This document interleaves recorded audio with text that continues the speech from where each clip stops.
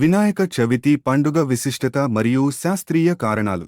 వినాయక చవితి పండుగ సాధారణంగా వర్షాకాలం నుంచి శరదృతువుకు మార్పు జరిగే సమయంలో అనగా వర్షాకాలం ముగిసే సమయంలో ఈ పండుగను జరుపుకుంటారు. ప్రకృతి పరిణామంలో ఈ మార్పు అన్నది మన మనుషుల జీవన విధానాలలో కొత్త ఆరంభాలను సూచిస్తుంది. ఇది మన ఇంటిని, మనసును మరియు ఆత్మను శుభ్రపరచుకోవడానికి, కొత్త ప్రారంభానికి సన్నద్ధం చేసుకునేందుకు ప్రేరణనిస్తుంది.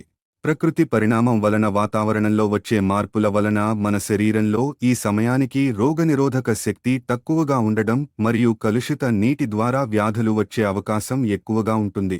అందువలన హిందూ ధర్మం ప్రకారం గణనాథుడు అనగా అన్ని గణాలకు అధిపతి కనుక మనుషులు తాము పూజించుకునుటకు గణనాథుడిని మట్టి లేదా పసుపు లేదా రెండూ కలిపిన పదార్థంతో చేసిన ప్రతిమను సహజ సిద్ధంగా తయారు చేసుకుంటారు. ఈ పండుగ జరుపుకునే విధానంలో మట్టి గణనాథుని, అరటి పత్రాలు, పండ్లు మరియు పువ్వులతో సహజ సిద్ధంగా అలంకరించిన మండపంలో ప్రతిమను ప్రతిష్ఠించి 9 రోజులు రోజుకు ఒక రకమైన మొదలగు పిండి వంటకములు.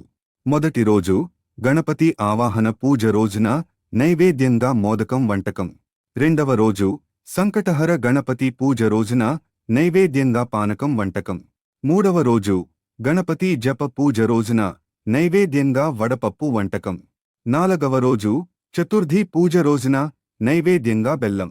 ఐదవ రోజు పంచ ఉపచార పూజ రోజున నైవేద్యంగా పండ్లు.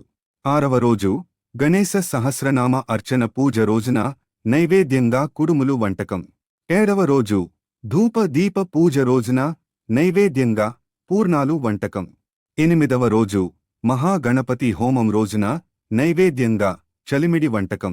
తొమ్మిదవ రోజు గణపతి నిమజ్జనం రోజున నైవేద్యంగా పంచామృతం. ఇలా గణనాథుడికి ప్రీతిపాత్రమైన మరియు మనుషులకు మేలు చేసే, రోగ నిరోధక శక్తిని పెంచే వంటకాలు నైవేద్యములుగా ఉపయోగిస్తారు.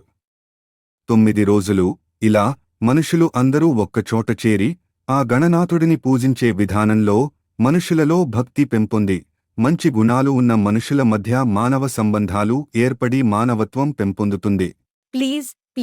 Please like, subscribe and share.